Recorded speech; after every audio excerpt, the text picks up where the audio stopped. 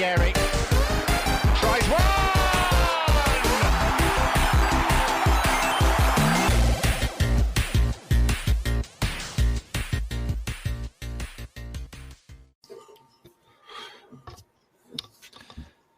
And with Arsenal's 1-0 loss to Spurs in Hong Kong, Arsenal's 25-26 season is officially over. It's been a wild ride. Thank you guys for coming along on that journey with us. So we look ahead to 26-27.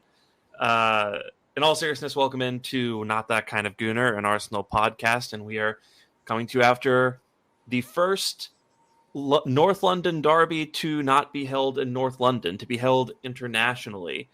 So we played that and we lost, and it was a pretty meh game. But we're going to talk about it. We're gonna get into some performances that we're not so thrilled about. We're going to get into some performances that are encouraging, and we'll also talk about a couple debutants and maybe how things look going into the actual season, and maybe we'll kind of touch on some transfer stuff as well. But as always, I'm Sham. You can follow me on Twitter at Shamsdale. And with me is John. You can follow on Twitter at 305cast. John, how are you doing, my friend? Doing good. That was funny about the season being over. It does. You do get a little bit of that sense of that new season coming and the new anxiety coming from the fans. So, yeah. I always forget what that's like, and then it starts happening all over again, and here we are. It's always so weird to see, look, I get it. It wasn't a great performance today, right? But the amount of people who are just coming out and saying that basically, this summer has been a wash, and that, we're screwed from the get-go and nothing has changed. I just don't get it. I had someone in my mentions telling me that our summer window was the dumbest thing that we could have possibly done, that we shouldn't have done this depth window. And it's okay, well, we signed Zubimendi, who's definitely starting at 6 for us. We signed Gyökeres, who has a good shot at taking the starting center forward spot. We signed Madueke, who, yes, is probably going to be the immediate backup for Saka, but, as we'll talk about later, I like his odds of taking over at left wing too, if we don't go on and sign someone like Eberechi Eze or Rodrigo. And it sounds like we really want to sign Eze, so we'll see what happens there. It's just, I don't know, it's just weird. I feel like, I saw someone else say that, the good times from 22-23 are never coming back. And I tend to agree with that now. I just feel like the longer we go without achieving, one of those big trophies in this current Arteta project, the more and more people are just waiting for one thing to go wrong before kind of coming out with priors and saying that, they were right and Arteta sucks and the project has been a failure, yada, yada. But I mean, do you see it the same way? I think that there is a big hurdle for Arteta in that he hasn't won kind of a big trophy. We had the FA Cup, his first season, obviously, but, there was a lot going on there and a lot has happened since then. And there has to be something that's said about his ability to get us back into the Champions League, and not just in the Champions League, but really competing in the Champions League and showing that we are one of the people that are in the conversation to win it.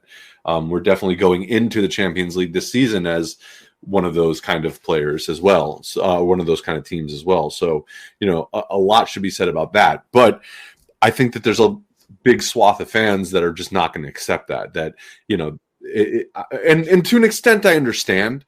We want the silverware. We've had this conversation before where when you look at these players and certain ones that we want to stay, you look at your Salibas and your Sakas, less so Saka, but maybe Saliba. Although, given what he's been saying, it sounds like he's really involved in this project, understandably. But there is a sense that maybe at some point you're worried that if we're not getting the silverware in, we're not going, it's not good. We already have Richarlison.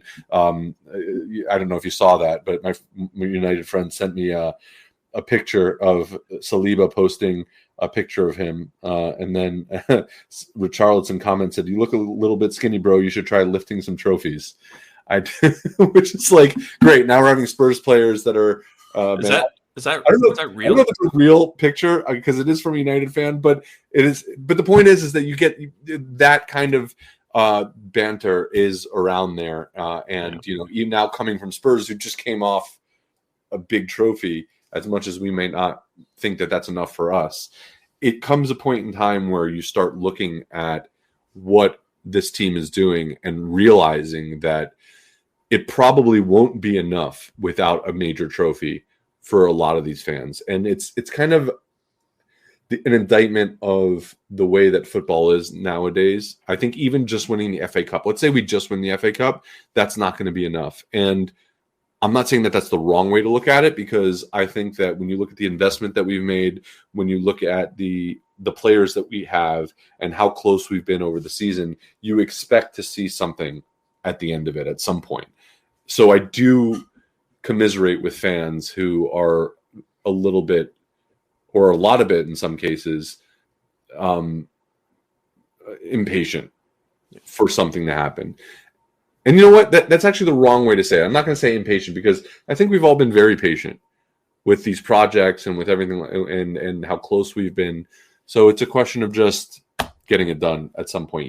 They need to. And this season, I think it needs to be this season. I think we need to win a trophy this season, one way or another. Yeah, it's tough because you're kind of grappling with what exactly the idea of progress is.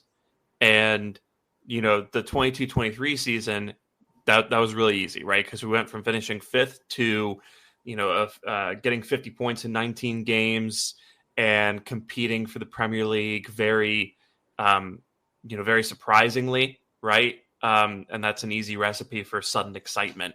Mm-hmm. But when you get to second, right, a lot of people understandably think progress is going from second to first. And that is true, right?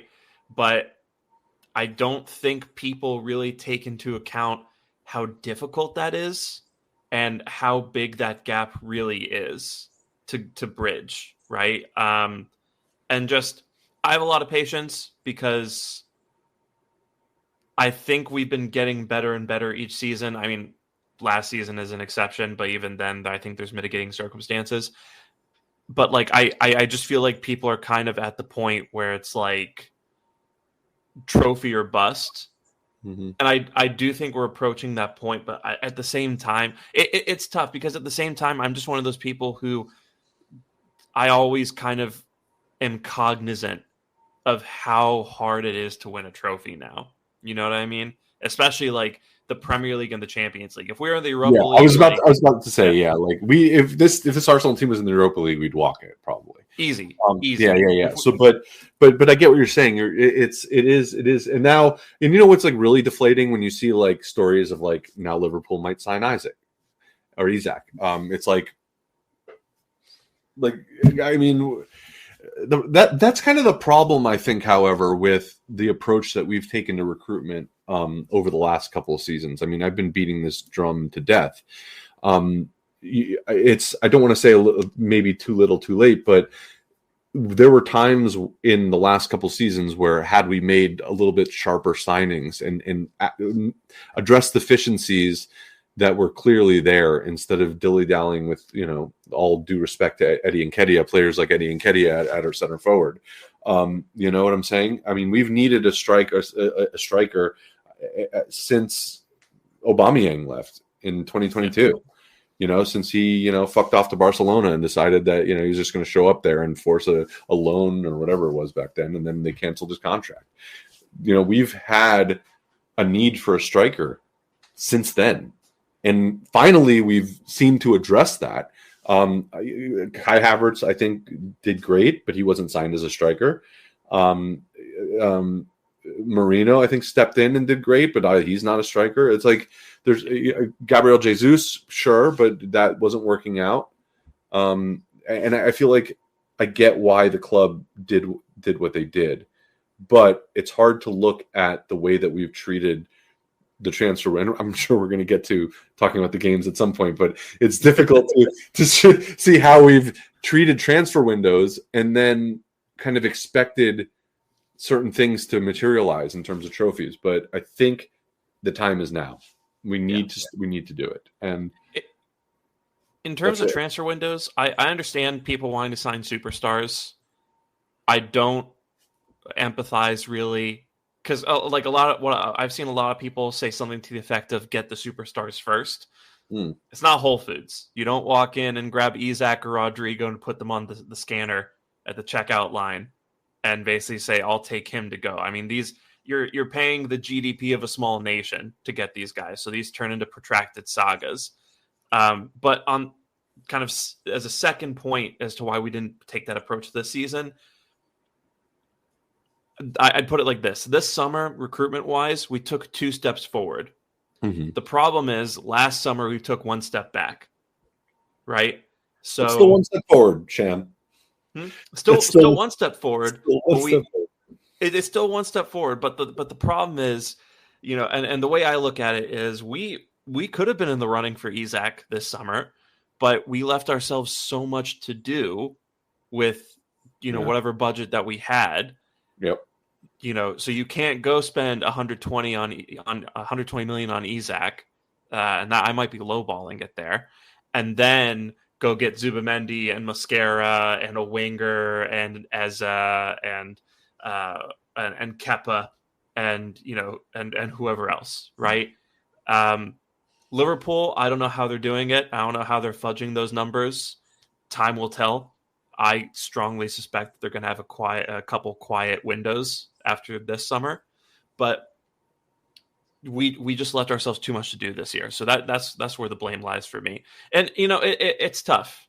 It's tough, but yeah, I guess all that's to say, like, I understand why people are impatient, and it's very valid, but at the same time, I just feel like a lot of the outrage is maybe people just trying to guard their hearts a little bit before things come to pass. And with that being said, I know you started the podcast off kind of flippantly talking about how the season's over. It clearly isn't. Like, I'm very excited about the season. I'm very excited to see what Gyökeres can bring. I'm very excited about Zubamendi. I'm very excited to see all these new signings. And and just because we lost today does not mean, or doesn't change anything. It doesn't change that. Like, this was a preseason game. I know it's the North London Derby. I know they get this weird looking, I guess you call it a trophy. I don't know what the hell that thing was. But the Hong Kong Festival Cup or whatever that was. Yeah, it was like, it looked like the Singular logo from back in the day. Remember?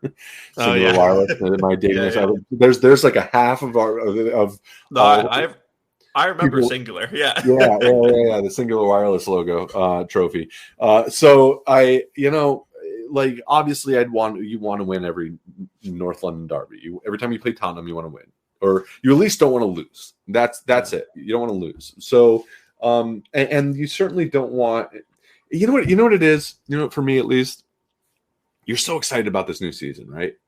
Yeah. And you just signed a strike, what could be considered, I think, by a lot of people as a world-class finishing player, a center forward, one that we've been crying out for a long time. We should be excited. And then you have this like flat, gross, boring performance on both sides, really, where they were far more dangerous in many moments than us. And it doesn't help that it's a North London Derby. It's a preseason game. You have players drop down injured. We'll get to that, I guess, with like Trossard, and it's a whole thing. And it just kind of like deflates the vibe a bit, and I've mentioned this. We were talking about this. I don't know why we would agree to play Premier League teams in a preseason match in the first place. It's such a terrible idea. Why the hell would we do that? It's not just the incentive to go a little bit harder and potentially get an edge over someone that you're going to compete for a lot of money. It's like there's a conflict of interest almost. Like, we should not be playing Spurs in preseason. As much as I appreciate that fixture and I love watching Arsenal Spurs, and that's kind of why you watch football, to watch those kind of games, you need to be pragmatic about it. And I'm just baffled as to why I'm not baffled. I know why. It's because they want to make money. It's all about money. So that's what it is. And at the end of the day, that's all they care about. And it doesn't matter if it's dangerous. It's dangerous. Luckily, with this manager, Spurs manager, what's his name? Thomas Frank. Frank, yeah, I think he's a kind of reasonable, level-headed guy. And I know he's not the kind that would tell them to go out and injure us. And to be fair, like I thought we were a little bit rougher than they were in many parts of the game. So I forgot what the question was. Anyway. No, I mean it's a really good point because like, I was seeing Barcelona beat FC Seoul 7-3 or whatever it was. And I was like, that's a fun game. That's a nice way to get the mood up a little bit, kind of shake off the rust ahead of the season, but you're not, it's not like a high intensity game. You're not playing a team that has a vested interest in you being bad this season or you like getting injured. And so like, why the hell are we playing Newcastle and Spurs and who's the first team that we played? Milan. And Milan at least is fine. Milan makes sense, right? Yeah, that was good. That was good to like do 3 teams like that. Like why do that? Why the 2 teams that are most likely to injure our players and most likely to enjoy it? Yeah. Why are you doing that? It's like if you go back to 2014 and like we're going to do our preseason against Sean Dyche and Burnley and like it's like what are we? Can you imagine if we did that? It'd be like what on earth are you thinking?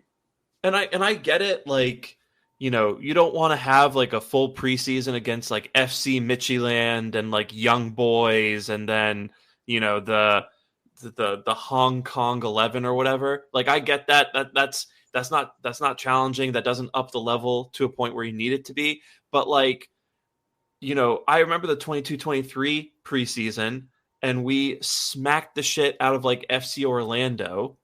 And then we played Everton and then we played Chelsea, right? You see what I mean? And like Chelsea was a lot of fun because at that point we kind of built up a little bit of fitness and we came into it kind of being like, oh, like this is a team that we really don't like, whereas like you're playing Milan, that's cool. And then you're playing Newcastle and it's just like, okay, well, they're going to try to kick us and they're going to sit in the low block. And then you're playing Spurs, they're going to try to kick us and they're going to sit in the low block. And it's like, okay, like what are you getting out of that aside from playing low blocks? I don't know. Let me play devil's advocate for a second. So I guess if I'm Arteta and I'm trying to organize this and coming up with a reason why it's a good idea, I think you make the argument that you're not being able to, I guess, lose in those kind of circumstances highlights certain things that you still need to work on, which we probably should know by now, but all right, let's put that to the side for a second. You get an early face of that kind of a low blocking situation versus kind of a happy-go-lucky game. All right. Maybe the same reason why you do penalties, even though that they're irrelevant in this kind of a format, is because you want to face a team that's doing it competitively, and you can't really replicate that in a training session. In the same way, you really can't replicate an aggressive low block in a training session. So, and certainly not an aggressive low block from another Premier League team. That's not, with your teammates. So yeah.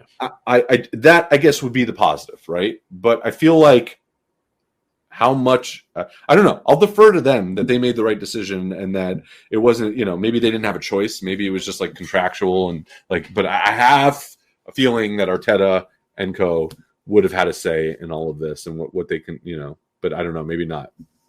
Yeah. There's that. And also I guess you could argue that, that's the level that you're trying to measure yourself against and trying to get like the new players up to speed against.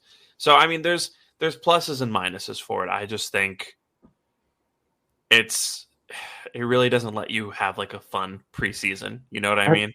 That's the point, right? So it's like, I just want to relax and watch us kick, 10 goals in. And, I want to see Zubamendi score and I want to see Gyökeres score. And I want to, maybe that's being selfish. I, as a fan, I don't know. I want to be entertained, and that was not an entertaining game. That was two teams that were afraid to go full throttle, that or to express themselves because of the nature of that meeting of those two teams. That's what I thought.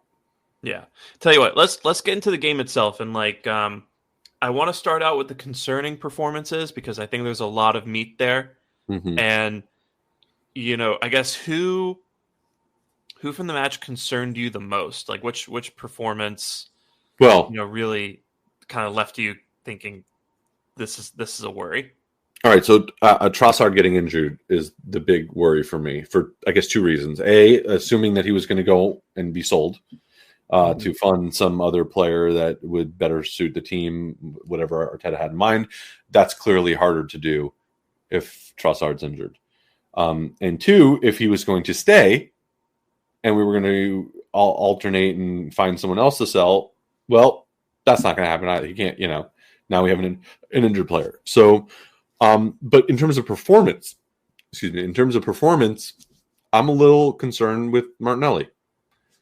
And it's like beating a dead horse at this point, but like there's a lot of the same kind of stuff that I see from him, and it feels like he's not learning. It feels like he's not progressing. And, he can't, maybe 3 years ago, we could say he's young. He's got plenty of time. His work rate is amazing. Like his work rate's amazing. All right.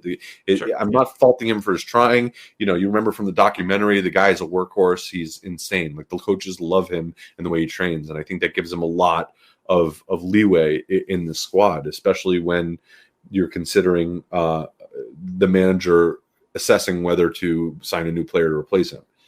But what I see from him is a lot of the same problems again and again. I see a lot of mistakes that I think he should have taken out of his game a long time ago. And I don't want to judge too harshly on one match, right? But it's not. It's been a progression. It's been a progression with him, and it's been the same thing. Like I do not see a lot of improvement whereas we've seen it from other players under Arteta. If you can point to something that shows he's improved. I don't. He looks the same player that he did last season, the season before. I mean, that's it. It seems like that's what we got. Yeah, I think he's plateaued in his development, honestly. And there was a stat that was floating around after the game, talking about how we attempted 17 dribbles and we completed 3 as a team. Jeez. Yeah. And I think Martinelli was a big part of that problem. I just this past week, right, against Newcastle, he was up against Kieran Trippier, who, is 59 years old at this point. And this week he was up against Pedro Porro, who's a really good offensive fullback, but he's not exactly like, he's not Yuri and Timber, right? So you would hope that Martinelli is able to get past him a few times a game and create something. But I honestly can't think of a single Martinelli moment of note from this match. And it's been like that for quite some time. Yeah. And again, like this is preseason, so I'm really not trying to put I'm not trying to draw like these massive conclusions from it, but like this is part of a pattern that we've been seeing for the better part of a year now, maybe better part of 2 years now.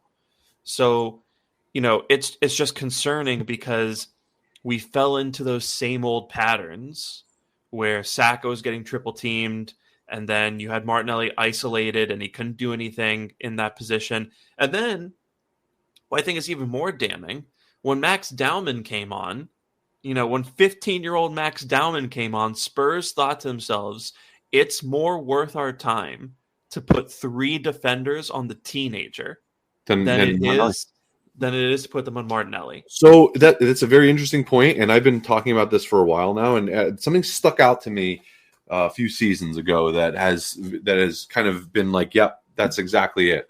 I forget, it was an Athletic article, and they were talking about how teams have tried to figure out how to deal with Arsenal. So this is when we were kind of tearing things up a little bit, and it was very difficult to play against Arsenal. And they interviewed a scout from a Premier League team. They didn't name the team or the scout, but they said, or not a scout rather, but one of the coaches that kind of dealt with how they set up against us and train against us. And very poignantly, he said that they tend to focus on our left-hand side defensively, and not defensively, meaning like they don't worry as much about that side as on the right, because they know they can kind of shut down Martinelli fairly easily. And what they said was, and it's something that I've thought, very one-dimensional. So once he has a few things that he's very, very good at, but once that is done, once you stifle that, once you kind of know what he's going to do, there's not much else that he has in his toolbox. And then oftentimes, if you leave him to his own devices, he'll make it more difficult for himself. He likes to play with his head down a lot, and he'll run into blind alleys. He'll get stuck in to situations where he's being defended out of a match, and he just does not seem to have the ability to get out of that. And it's sad to say for a player that young to say he doesn't have the ability, because I think the talent is obviously there and the work rate is there. I'm not quite sure exactly what has gone on with Martinelli for the past couple seasons, but it does look like it is concerning to me about his progression. And this is not a reactionary take based off of this one match. I have been on record talking about my kind of consternation with Martinelli and how one-dimensional he can be. So I thought that today was a good example of that. Another one, kind of, is Odegaard, and specifically Odegaard in front of goal. Okay? Yeah. Odegaard running with the ball, Odegaard making decisions outside the box, Odegaard passing and creating space and opportunity for his teammates. Fantastic. Odegaard in front of goal is an entirely different player. And it's so frustrating sometimes. So I don't know what Arteta and the coaching staff needs to do with him. Maybe it's not going to be as needed now that we have Gyökeres and all that stuff. But, man, for a guy that's so talented and so technically gifted, it's kind of like Ozil. Like, Ozil was so technically gifted. We're like, bro, why aren't you scoring more? You could thread a pass through, like, two players' legs from, the halfway line, but you can't pass it into the back of the net. Like, what? He just lacks that conviction, or I don't know. He takes too much too many touches. He spends too long on the ball. He second guesses himself, or he just misses it. And that's like his story since that one season where it was obviously a purple patch, where he was kind of scoring left and right outside the box even, but I don't know. I will say, I was happy with his start to the match because he took 2 shots within 3 minutes, and I thought they were both pretty decent attempts. But for me, my issue with Odegaard kind of this past week has been the positions that he takes up offensively. He's just so risk averse, right? And when you have a guy operating as like your 8-10 hybrid in attack, you can't have them just like sitting in the right half space and like not doing anything. You know what I mean? I feel like when we get into the final third, there was one moment where Saka had the ball and he had, kind of one guy coming up to him. And then I think there was another Spurs player kind of dropping back.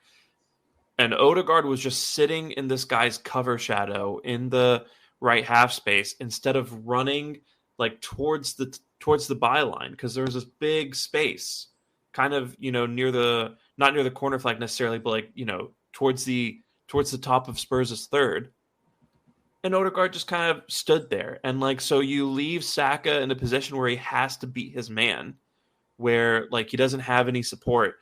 And I don't know, I've seen him do that so many times. And you look at it, you realize why he does it, because like if he runs into the space, there's no one behind Odegaard except for like, maybe Zubamendi can push up a little bit. Maybe Rice can tuck in a little bit to like prevent Spurs from countering. But at a certain point, is that not worth the risk to run? Because if you run into that space, Saka's going to give you the ball, and then you have an opportunity to cross it. And I don't understand why he does that. And It was also the last game, the Newcastle. Sorry, the Newcastle game is another one.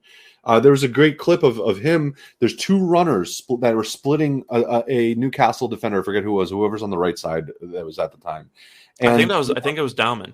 He was down. Yeah, it was. Well, Dowman's making the run. I'm talking about the Newcastle defender. It was It would have been. So they had two players, one on the left side. I guess it might have been Havertz, and then Dowman to the right. And you see Odegaard looking up. He sees both those players, and he just holds on to the ball. And then that moment's gone. Now they're offside, and he can't make the pass. And then he turns around and passes it back. And you're going, I can't justify that. And I imagine that Arteta would. I can't fathom a world where Arteta told him that's the way we need to be playing. That's the way we need to be playing. As good as Odegaard is, I think he can tend to stifle some of the transitional play that we have, because I think he thinks a little bit too much. I'm not worried about that as like a big problem. I think that's going to be something that we can work out, but I think that's just something to notice. One thing I did notice, especially early on in the match, that we were doing a lot of like over the top through the center passes, like, which we don't often do, like just transition, like get the ball from the defense and then try to lob it up to like Saka or someone like that. And my guess is that we're doing that to train our defenders to get the ball to Gyökeres, who's going to be in those kind of positions. And just to get them in the habit of putting balls over defensive lines, not being afraid to do that. That would be my guess / hope. So anyway. Also Madueke as well. I think the other issue I've had with Odegaard, and this kind of connects to what you were mentioning just now. He's so loath to use his weak foot. And I think part of that problem with Dowman, right, was not only did Odegaard take like the low risk solution, but also that ball was on his right foot when, the pass was most on to Dowman, and he decided not to play the pass on his right foot. And I just think he really compromises so many good moments in attack by choosing to put the ball into his left foot and kind of preferring to do it there. There was one moment against Spurs where he managed to play a switch to Saka with his right foot, and my first thought was, okay, so you can do that. You just don't. So yeah, I mean that's kind of been my problem with Odegaard. Based on what I've heard about Gyökeres, I think he's going to yellow Odegaard a fair bit. Do you remember? So, and I was just talking to someone about this. It was really interesting when he had, they do that behind the scenes during the signings. And what I love those, by the way. Those are some of my favorite content that Arsenal does. Whenever we make a new signing, they do the behind the scenes, and then usually now what they've shown is like the car ride to like the training ground where they show them their kit with their name on it for the first time. And it usually has like a letter from someone, maybe when from like Rice, if it was an English international, or Saka, or in Odegaard. In this case, it was a letter from Odegaard. And this is directly to your point. When Gyökeres is reading this letter from Odegaard, he gets to a point where it's like, kind of this like cordial, like, let me know if there's anything I could do for you and blah, blah, blah, to make it easier. And then like he just stops and goes, some assists, please. Yeah, that's what he says. So like he's going to be expecting that. He's going to be expecting that. And I think that getting the ball quickly to Gyökeres is going to be something that Arteta is going to work on with Odegaard. And you mentioned something, and it's kind of what I was getting at with like the Ozil conversation. It's like spot on. He can do these certain things. Like in this case, you were talking about using his opposite foot. We know that he can do it.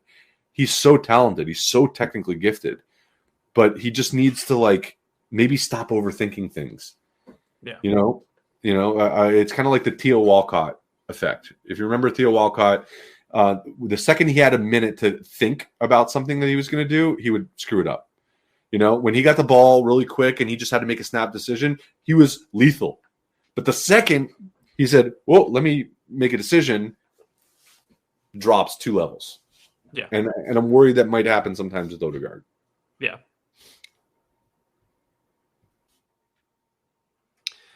Yeah, I just Yeah, I think Odegaard really. I think he has shown improvement in terms of the shooting aspect, but kind of there's other faults of his that haven't really improved. Mhm. As much as we want them to, and I think kind of fitting into that theme along with Martinelli and Odegaard is maybe Kai Havertz, because I thought he had a bit of a sloppy game today, and I think he did okay in terms of winning his duels, but there were just moments where the ball would come to him, and he wouldn't really. Havertz does this thing sometimes where he just doesn't look like he doesn't know what he's supposed to do with the ball, right? And he kind of messes up very simple actions. He doesn't turn well, and there are even moments where he kind of blew simple passes.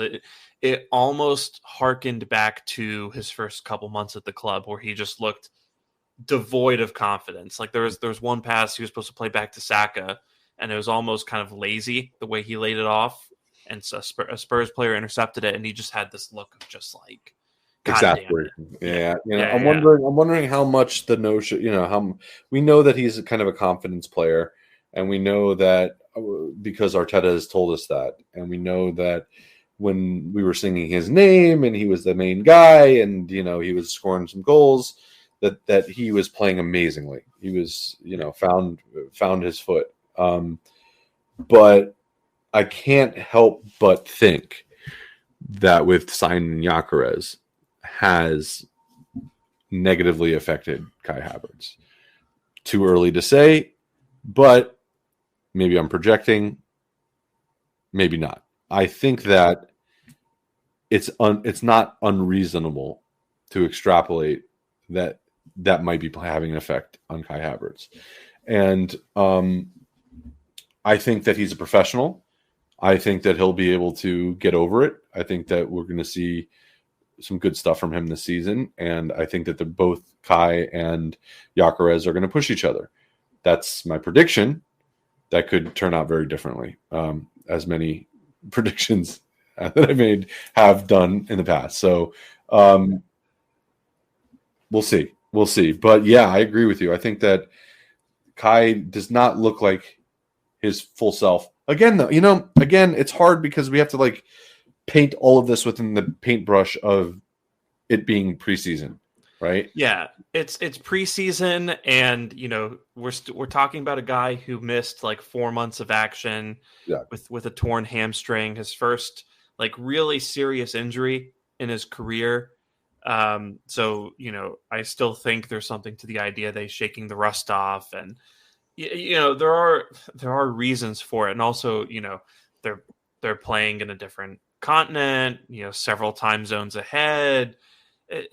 They just landed from a plane. You can give him excuses if you want to, or not excuses, but you can explain the performance, right? But yeah, it's just excuse me. I just think it wasn't a game I wanted to see from him today, especially in light of Gyökeres being there. But I still maintain that they're going to play different roles. I think Havertz is definitely. It's funny. I think if it weren't for the fact that Gyökeres joined 5 minutes ago, literally, he came off the plane and walked on the pitch, basically.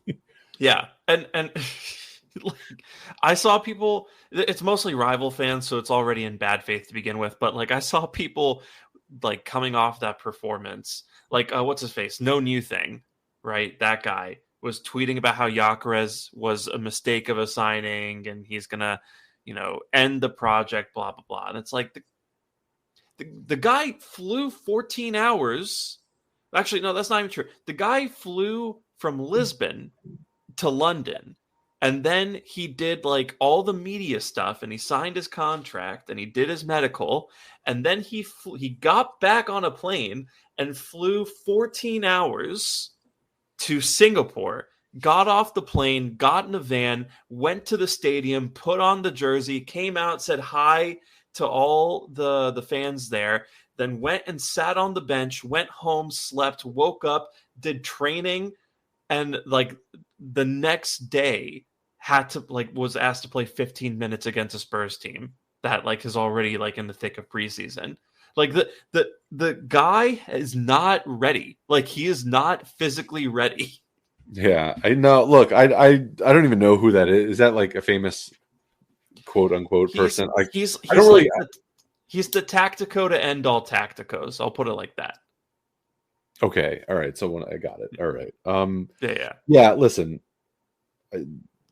people say stuff because I don't know. People have all different motivations for saying stuff, and it's mostly dumb. So, yeah, I kind of just if you accept that as like as something true, then I feel like you can kind of shrug it off a little bit because it's just silly. I'm really excited to see what he can do. He's obviously a player that's very hungry. I mean, to go through all of that stuff. And the more and more we learn about him, it's kind of what I talked about a couple podcasts ago when we were talking about Gyökeres and how he's kind of made by like grinding gravel. Like this is a tough guy. Yeah. And he's kind of worked his way up through his entire career to get where he is right now. In a way that's, people call it a late bloomer, but there's something to be said about being able to do that and kind of having this impetus at that, realizing like you don't have that much time left in your career. He's 27. He's obviously got, at least hopefully, knock on wood, 3, 4, or 5 years left in his career. But this is a guy that wants to make those count, and he's had an opportunity to do that. And I think we're going to see an insane person.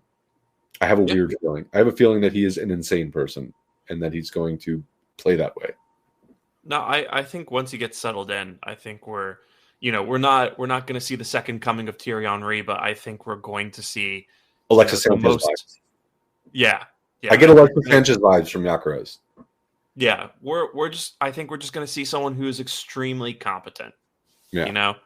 And I feel bad for him because if he was ready to go, I feel like the beginning of this match would have been a more suitable game state for him. Because, you're playing a team that's trying to attack you and they're not sitting back yet. They don't have anything to defend. So at that point, you do have a little bit of the space in behind to play Gyökeres in. But, we subbed him in with 15 minutes to go against the Spurs team that were just, content to sit in their box and, put 10 people in there and punt the ball out for the rest of the match. And, that's their right. So, in terms of like Havertz and Gyökeres, I think they'll play different roles. I think they could complement each other. I still think there's something to the idea of playing the two of them together. How you do that is up to Arteta, but if you can somehow figure out a way to put Havertz on the pitch as a second striker for Gyökeres, I just imagine that dynamic of. Well, if you look at his stats and you look at kind of where he is historically, he does love to operate that left-hand side. So maybe there's a universe where you kind of have him, like, if you want to play him like in a front three, play him on the left wing sometime, or maybe like a 4-4-2, like Inter did last season. I think a 4-4-2 would be interesting, or like maybe like a 4-3-3, but you have Zubimendi.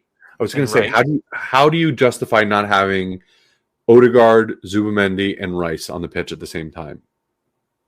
I think I would take Odegaard off. Interesting. And I would put Rice and Zubimendi there as like a double pivot, and then obviously you keep Saka and whoever it is playing left wing in there. Yeah. And then Rice kind of plays that. Rice is more of a 10 than an 8 in this situation. And then maybe, not Rice, Havertz. Havertz is more of a 10 than an 8 in this situation. And then Rice, can make his way up into the final third, make those late runs into the box along with everyone else.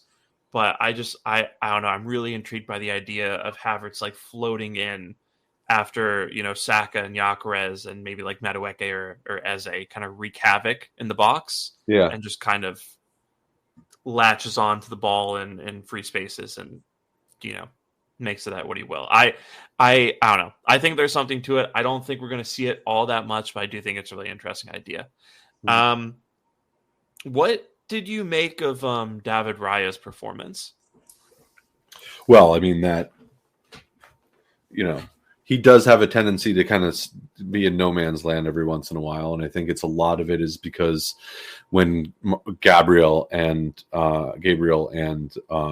Saliba are playing together, and then you have, I think, Timber and Lewis Skelly or Calafiori on the left there. When you have that solid of a defensive partnership, I feel like you can kind of be a little bit lackadaisical in where you are positionally. But I think that, don't get me wrong, I'm coming up with a criticism here because I think David Raya is the best keeper in the Premier League. And I think he's one of the best keepers in Europe. But I think there are moments in him, like in every top player, where there's a little bit of madness every once in a while where you kind of lose it. And I think with Raya, it's sometimes his being too far outside of the box. Yeah. And it's not always, we're not always punished by it, but there have been times where it's like heart and chest or heart and throat or whatever the expression is. Heart somewhere where it's not supposed to be. I think heart and throat. I think it's heart and throat. Sure. Yeah. Heart and throat moments with Raya. And I think we just got punished there. Again, though, preseason, blah, blah, blah, all those caveats, I think he's going to be fine. And you have now a viable backup. So if he's not and he goes into running games where he's an issue, I think that every position on this team is up for grabs. One way or another. Whether there's viable backup for it is a different story. I think, yeah, sure, arguably on paper, Saka's position is up for grabs, but there's no one viably taking Saka's position. But I think that's less so maybe the case in the goalkeeper because you are a couple of bad games away and bad run of form and bad games away from just being told to sit it out for a little bit and let the other person do kind of what happened with Leno and Ramsdale. Yeah. And then we've seen it happen a lot. I don't think that's the case. Raya is, again, for the last couple seasons, been the best keeper in the league. But he does have a moment in him, and we can't kind of ignore that. What did you make of kind of Van de Ven sitting on him during corners and just kind of preventing him from really coming out and claiming crosses and commanding the area? I mean, do you think that's more reflective of a flaw with Raya, or do you think that's kind of something that might not even be allowed in the Premier League? No, well, I mean, what would be allowed if we did it versus if someone did it to us are very different things. So, would it be allowed if we did it? Probably not. If someone does it to us, I would probably get 60-40. I would say. Yeah. 60% that they would allow it, 40% that they wouldn't. So, obviously he is amazing at commanding his area, specifically when it comes to collecting crosses. That's his wheelhouse. It's the most assured I've been in an Arsenal keeper in that particular scenario game state. So if there's a ball coming in either from a set piece or from a cross or something like that, and our keeper has the ability to go. I've never had in a long time more confidence in an Arsenal keeper than I do with Raya.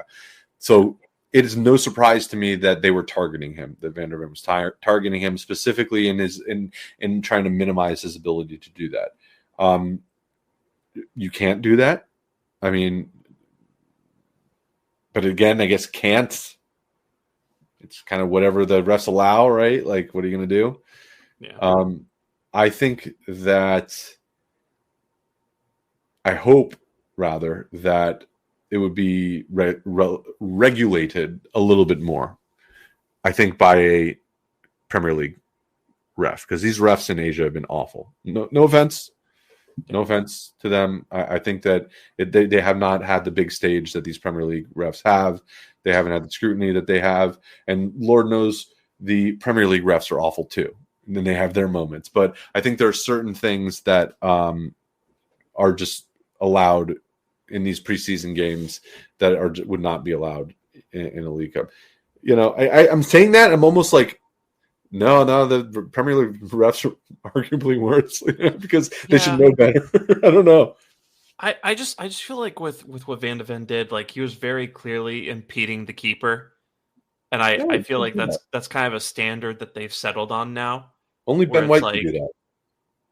Yeah, but I like Ben White doesn't like get in front of Ben White doesn't keep the keeper from moving. You know what I mean? And we've seen him get called for fouls where he does do that. I just feel like. Because Raya was literally trying to get off his line, and Van de Ven wouldn't let him. Right. And I don't know. Maybe this is naive. I just think I don't think that happens in the Premier League. Yeah, I don't think that flies. Even like maybe a particularly shitty referee will let it go every once in a while, but I think like in a general Premier League match that's not allowed to happen. Yeah, and neither is the trip on Lewis Skelly that led to Spurs' goal. Insane. I tweeted about that. It's insane that's not called. I mean, I don't get it. No, I do. I mean, obviously, whatever, man. It's just I can't.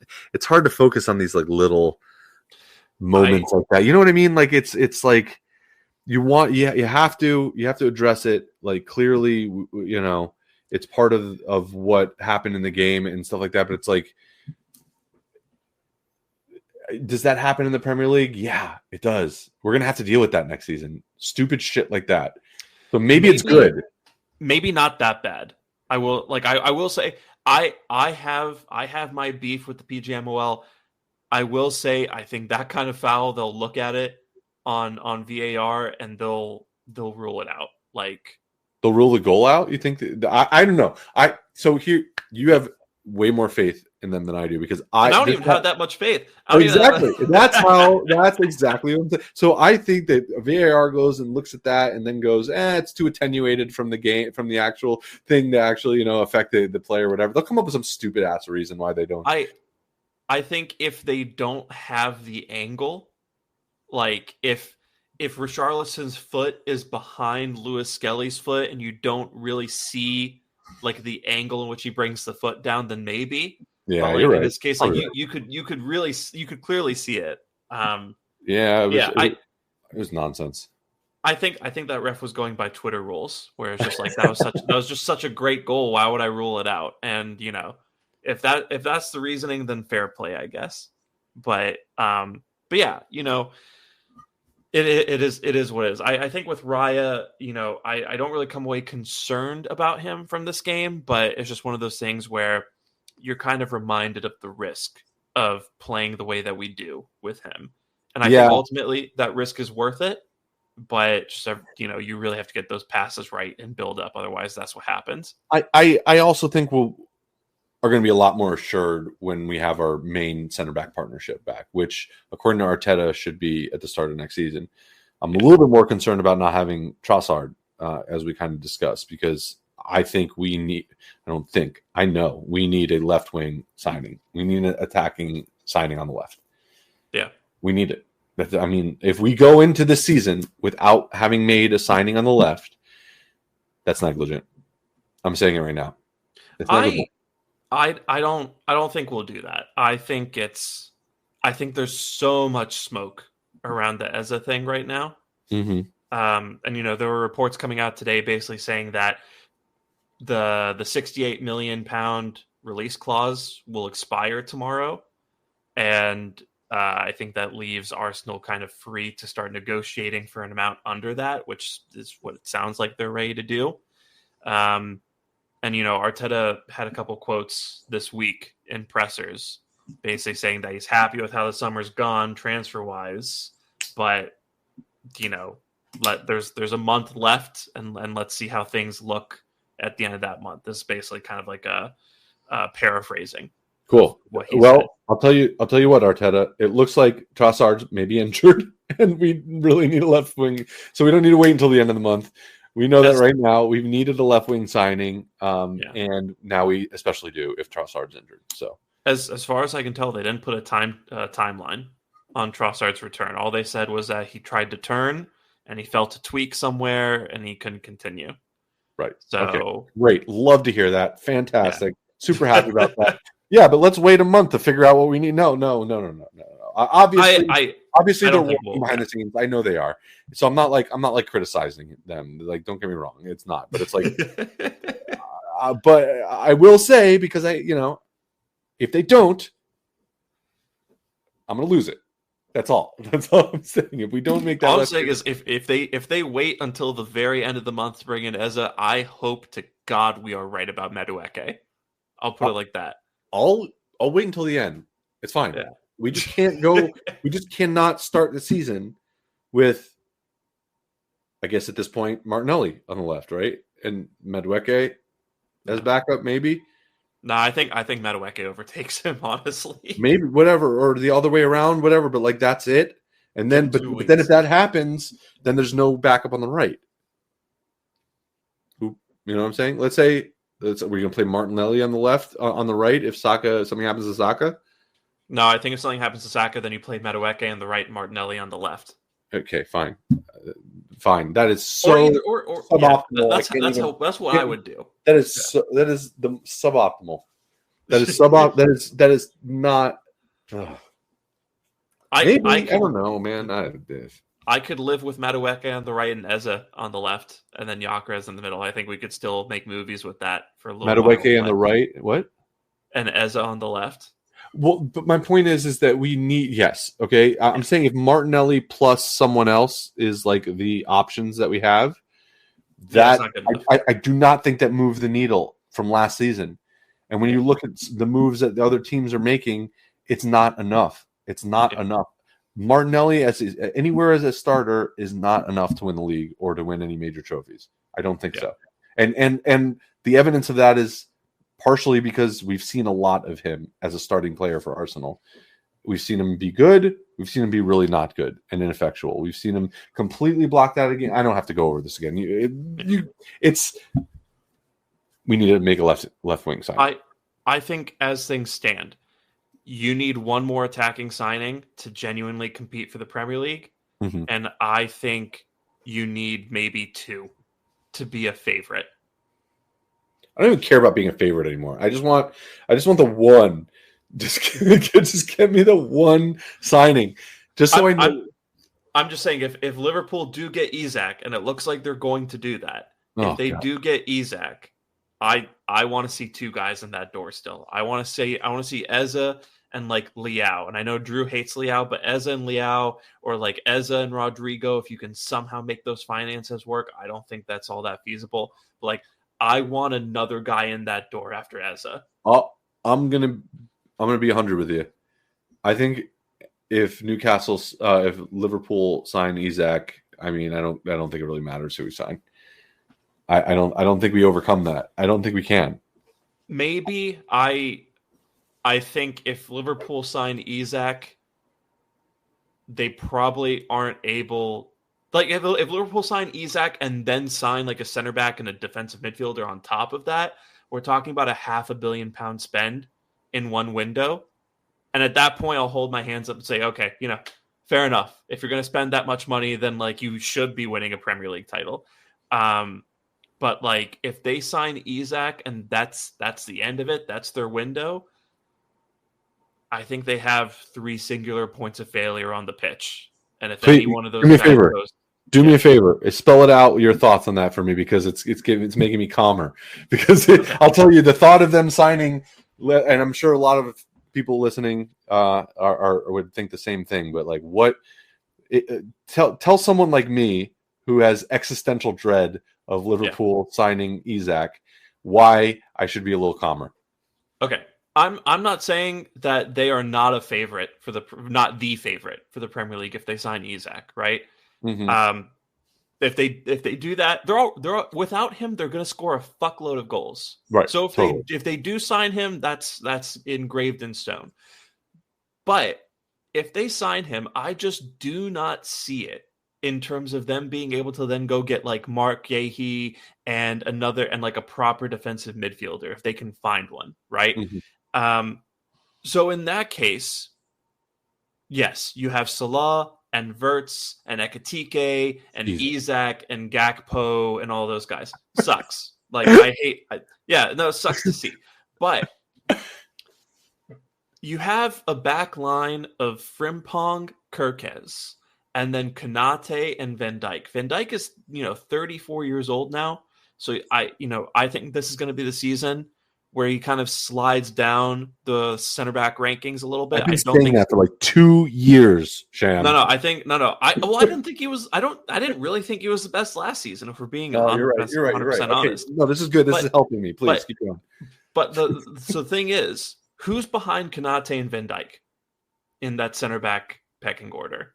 Okay, that's Joe Gomez. Yeah. Okay. Joe Gomez is injured right now. No, right? Yeah, and they don't even know how long he's going to.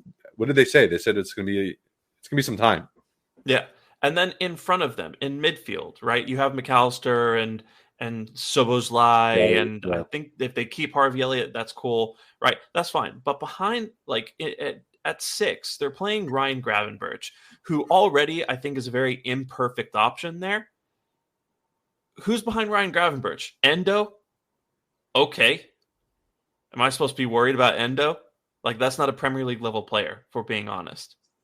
So, what I'm saying is you have 3 guys, Konate, Van Dijk, and Gravenberch, who they are going to be put under a lot of defensive strain because you have Kirkes and Frimpong bombing forward, and then you have Salah, who already spent last season sitting far up the pitch, and you have Isak and/or Ekitike and Wirtz. You're going to have 6 or 7 guys getting involved in the attack. And then, of course, McAllister and Szoboszlai, one of those guys will be involved too, at least. So that means you could have situations very frequently where it's literally Konate, Van Dijk, and Gravenberch kind of sitting behind to prevent the counterattack. And they will get transitioned on. We saw that in the AC Milan game. They will get transitioned on, which means these guys are going to be forced to make repeat sprints over and over and over. Right. And Van Dijk's getting older. Konate isn't the most durable player out there. Gravenberch had his injury issues last season. So I think it is pretty likely that at least one of them goes down for an extended period of time. And, there's no one behind them who's really going to contribute that same kind of quality. So this isn't me saying that Liverpool are definitely not winning the title next season. They could still score 150 goals in the league. Then who cares if they're playing like an 18-year-old at center back? But what I am saying is that team is imbalanced currently as things stand. They've put a machine gun turret on top of a Jenga tower right now. Oh, that's if they sign. Yeah. That's a if they sign Isak. So it could work, the Jenga tower could hold, or the Jenga tower could come crashing down. And so I just, again, the outlook is not rosy, but I think there is reason for optimism just as long as we do our job and we're competent and balanced and we actually figure out a way to deal with low blocks on a regular basis. So that's all I'm saying.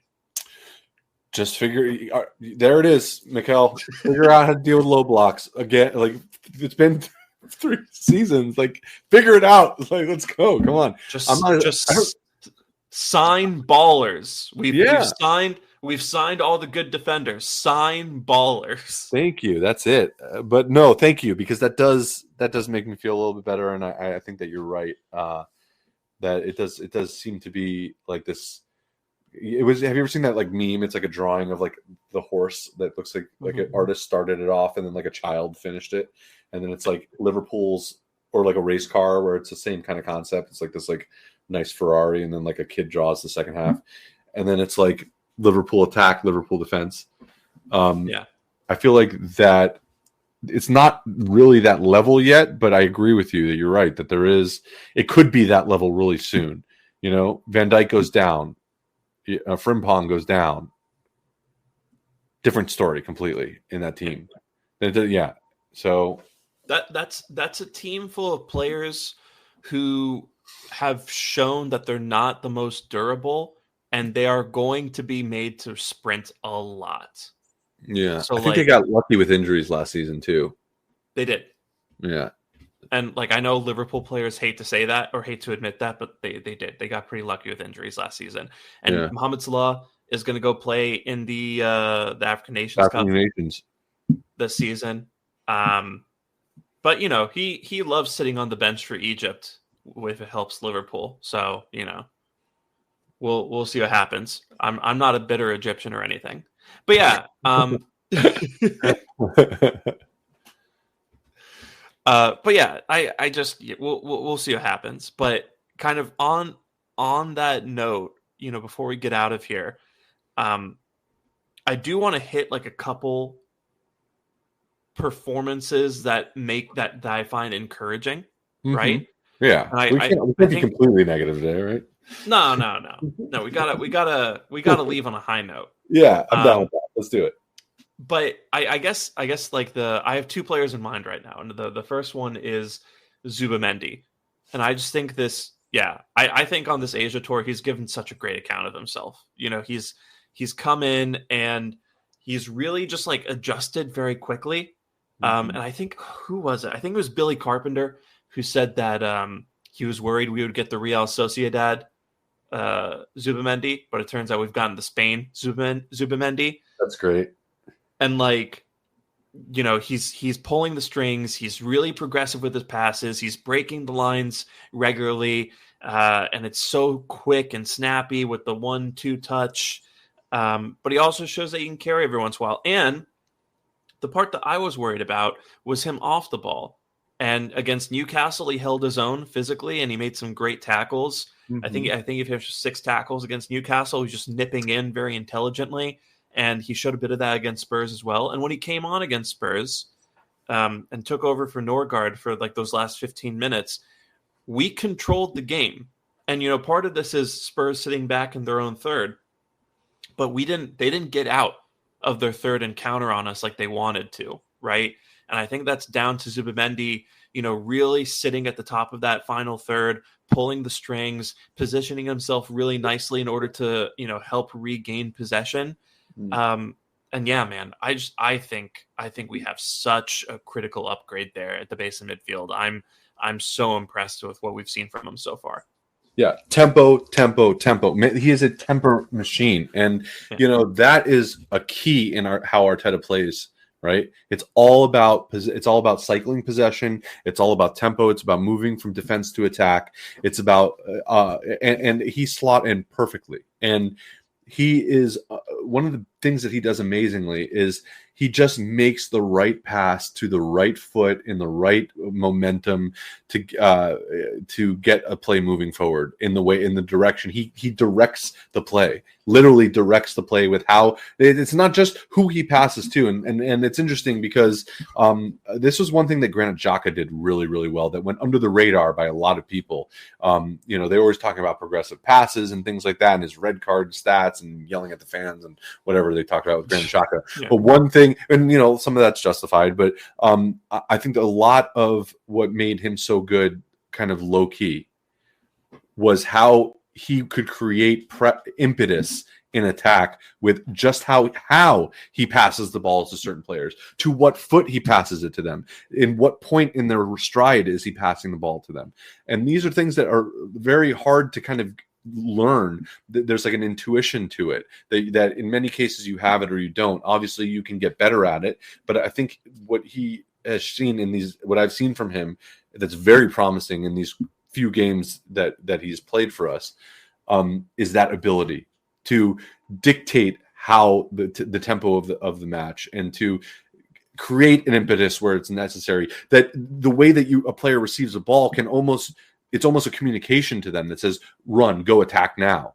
The way that you receive the ball, the foot that you receive the ball, the position that he puts the ball in front of the attacking player, the player he's passing to. And I think Partey did that to an extent, but it was really kind of focused on the right-hand side. And I don't think it was as clinical as what I've seen so far. And it's early days, but I'm really liking what I'm seeing from him. Yeah, just a really impressive player. And I think he's someone whose ceiling really is, the best 6 in the world. So really glad to have him at the club. And the other player who, I'm just so impressed by from this leg of the preseason is Max Dowman. Oh yeah. Or shall I say more like Max WOWman. Hey. Hey. But yeah, I don't know.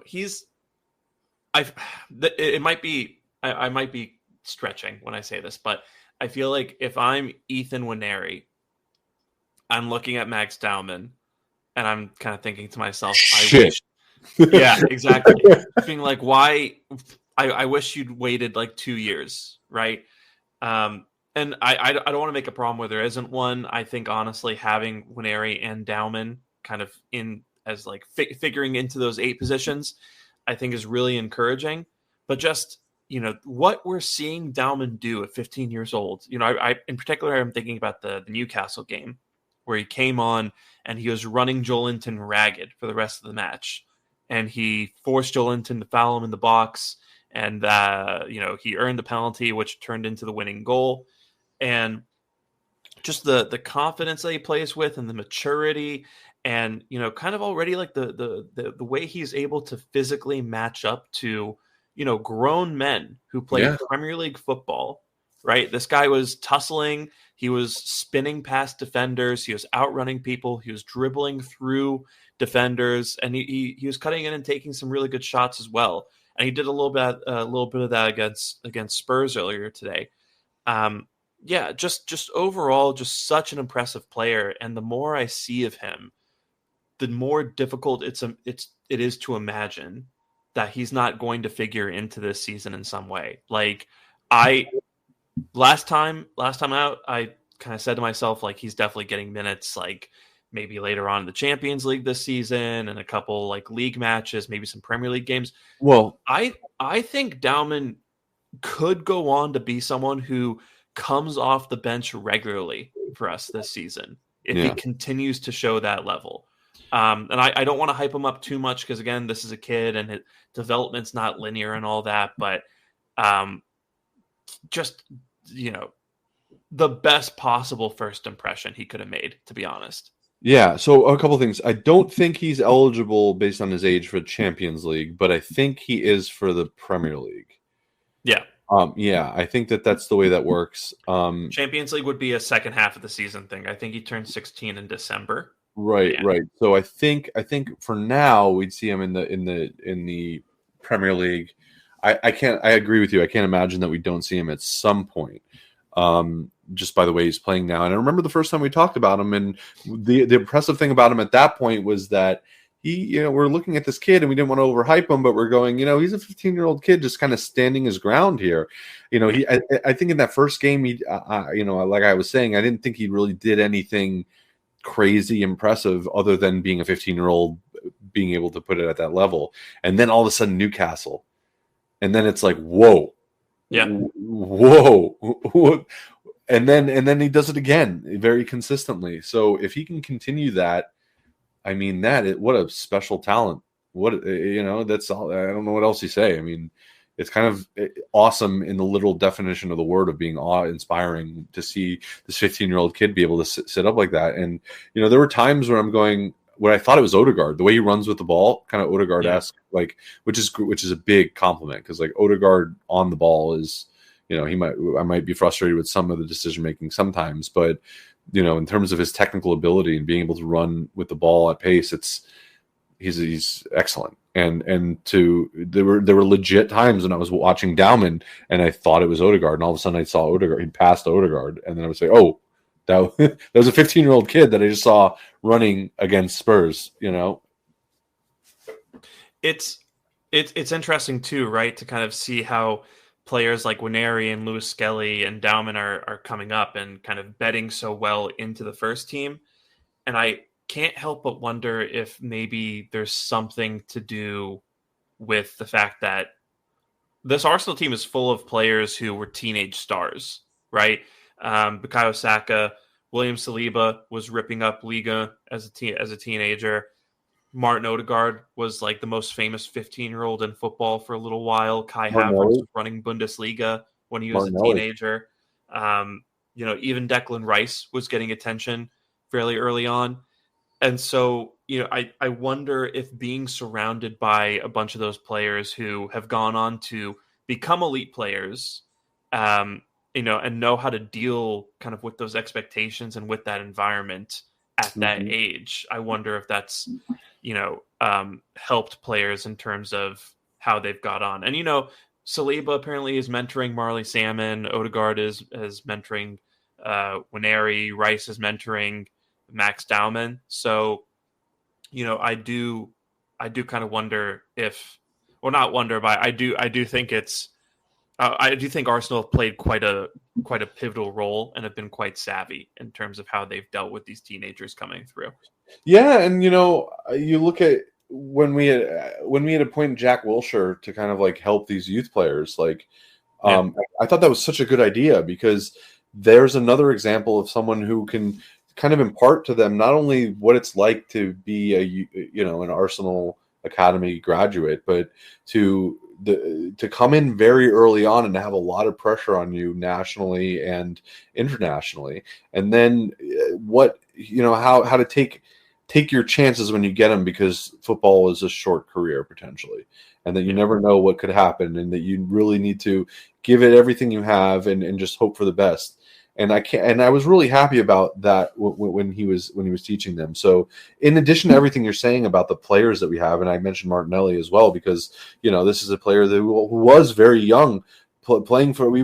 If you look at Martinelli's involvement in our team in the last half decade, more almost, it's been extensive. In addition to all these players, you have coaching staff that I think are kind of similarly situated, and I think that. Obviously, Jack Wilshere's at Norwich now, right? He's like their interim manager, but isn't he?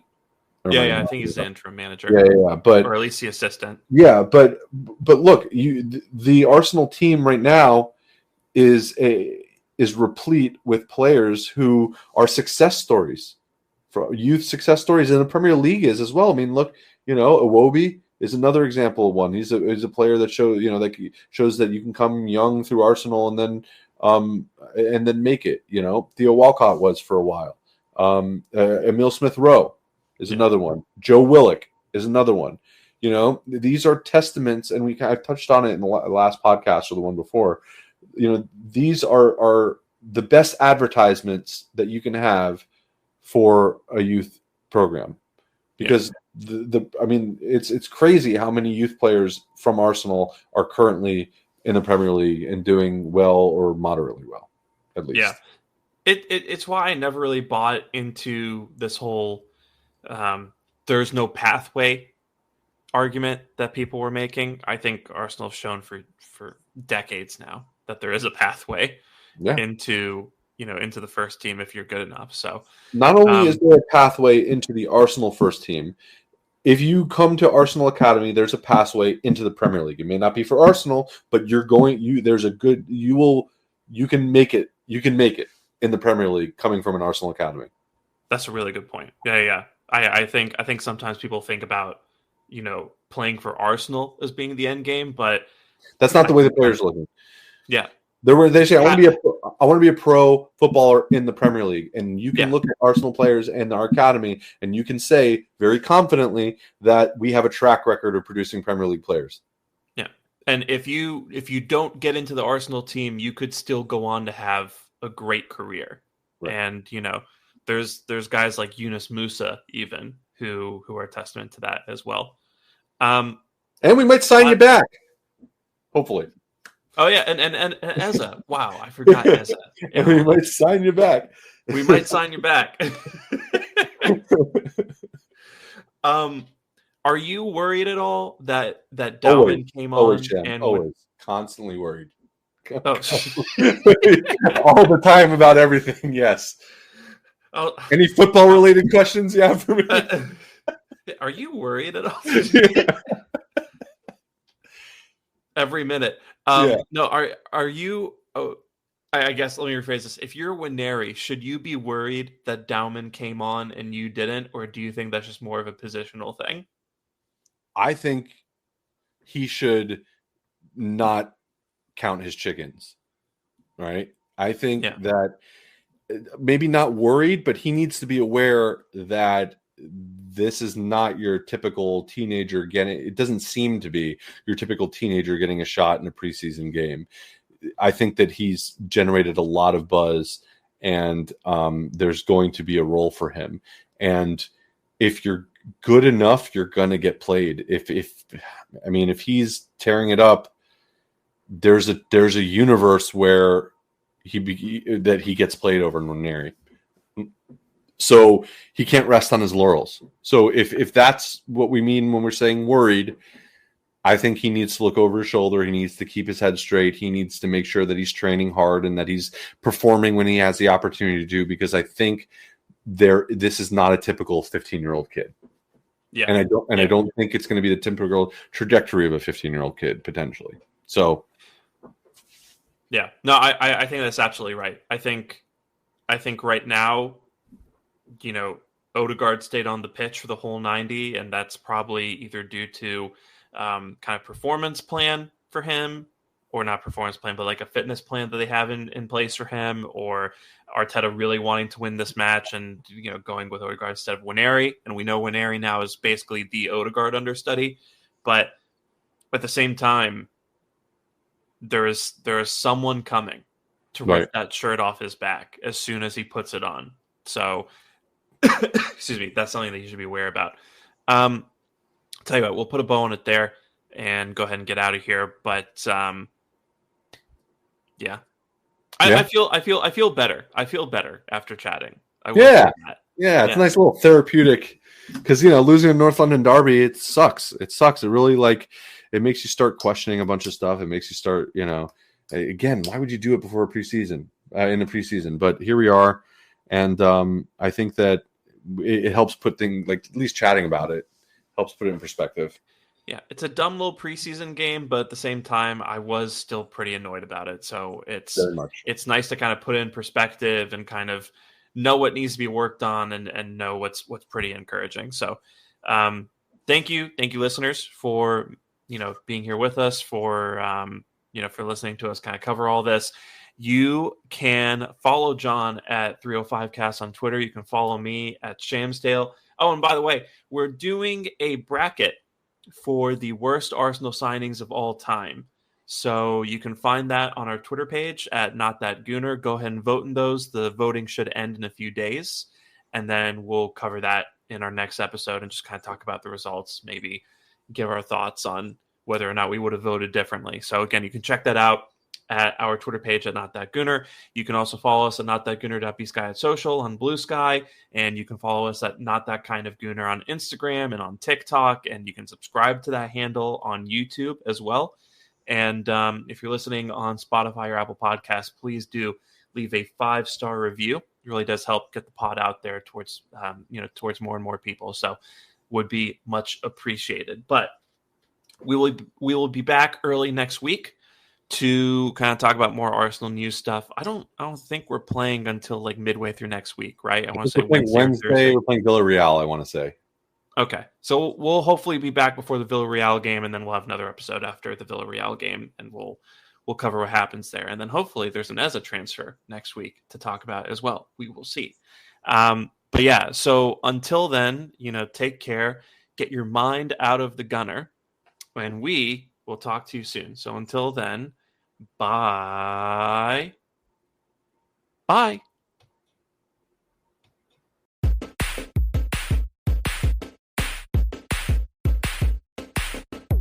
Secret Gooner. All right, I'm a Gooner. Oh, I love you. Already! 1 minute to go. There's the Santi Cazorla! Oh, Saka!